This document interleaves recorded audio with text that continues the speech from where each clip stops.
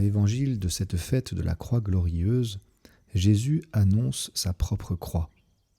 Comme le serpent de bronze a été élevé au désert, il faut que le Fils de l'homme soit crucifié pour qu'en le regardant, tout homme qui croit ait la vie éternelle. Autrement dit, pour avoir la vie éternelle, nous dit Jésus, il faut le regarder sur la croix. Mais il existe de nombreuses manières de regarder la croix. On peut par exemple la regarder comme une carte postale. C'est ainsi que les touristes la voient. C'est ainsi qu'ils la regardent dans les musées, au sommet de nos clochers ou trônant sur un calvaire. Et ils trouvent ça joli.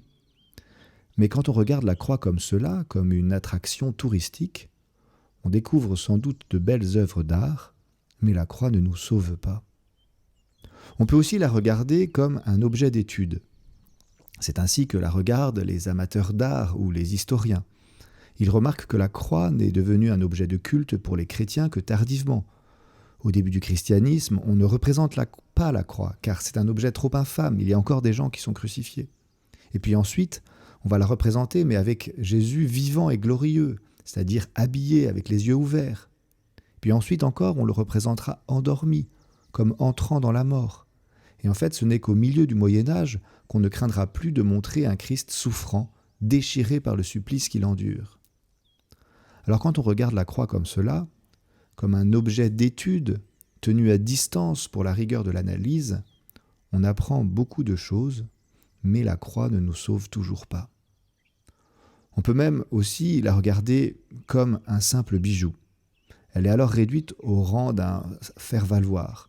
Elle n'a plus beaucoup d'intérêt en elle-même, sinon de mettre en valeur la générosité de la poitrine qui l'entoure ou les muscles saillants qui la soutiennent sur les épaules d'un rappeur.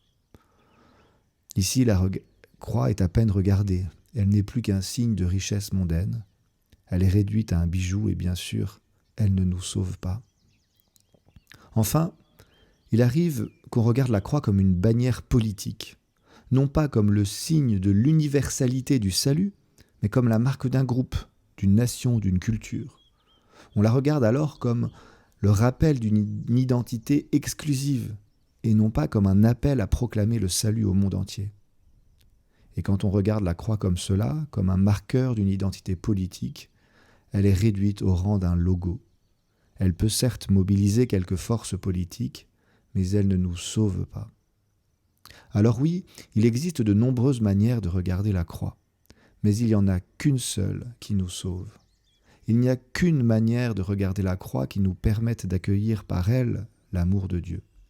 Cette unique bonne manière, nous dit Jésus, c'est de regarder la croix comme les Hébreux au désert regardaient le serpent de bronze sur son mât, c'est-à-dire regarder la croix avec un regard de foi.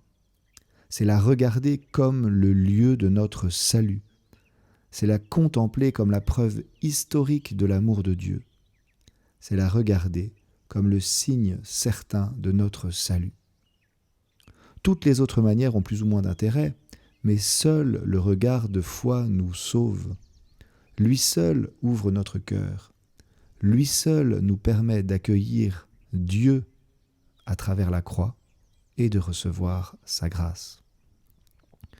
Il y a quelques années, quand j'étais prêtre à La Réunion, j'ai été invité à donner un enseignement sur la liturgie dans une paroisse. Ça durait toute la journée et nous étions à table, profitant du charme de ces rencontres paroissiales où l'on déguste dans une assiette en plastique quelques chips et une salade de pâtes en étant assis sur une mauvaise chaise. Un beau moment d'église, comme on dit. Et j'interroge à ce moment-là une dame à ma gauche pour savoir comment elle est arrivée dans la chorale. Elle me répond qu'elle est venue un peu tard. Alors je suis curieux et je lui demande si elle peut m'expliquer comment le Seigneur est venu la chercher. Je n'ai pas pu oublier sa réponse. La foi m'est revenue après un moment absolument dramatique de mon existence. À peine majeur, je suis parti m'installer chez mon copain et nous vivions à la colle, comme on dit parfois, pas trop loin de chez mes parents. J'avais alors abandonné toute pratique religieuse et je vivais insouciante, comme les jeunes savent le faire. Un dimanche soir, ma petite sœur m'a appelé pour rentrer à la maison. Mes parents se disputaient, elle avait peur de la violence de mon père. Je suis arrivé trop tard. Quand j'ai ouvert la porte de la maison, j'ai mis les pieds dans une flaque de sang. Mon père venait d'assassiner ma mère et je marchais dans son sang. Le choc a été tel que j'en ai été totalement tétanisé. Et j'ai perdu la voix. La police est arrivée, mon père a été arrêté. La crise est passée, mais je n'ai pas retrouvé ma voix. Plus rien ne sortait. Les semaines ont passé. Les rendez-vous avec les médecins, les psychologues se sont enchaînés. Je restais muette. Je n'étais plus capable de parler. Et puis un jour, mon copain m'a dit « Demain, c'est la fête de la Croix Glorieuse. C'est un des 4 grands pèlerinages annuels de la Réunion, alors allons-y. » Et nous y sommes allés, et j'ai été guéri. J'ai senti l'amour de Dieu apaiser mon cœur et libérer ma voix. Les médecins et les psychologues, ils coupaient les feuilles de mon mal, mais ça ne l'empêchait pas de toujours repousser. Le Seigneur, lui, en cette fête de la Croix Glorieuse, il a complètement arraché le traumatisme de mon cœur. Il a tout enlevé, plus une seule racine. Et j'ai retrouvé la paix et j'ai retrouvé ma voix. Et je me suis engagé dans la chorale pour rendre grâce de cette libération.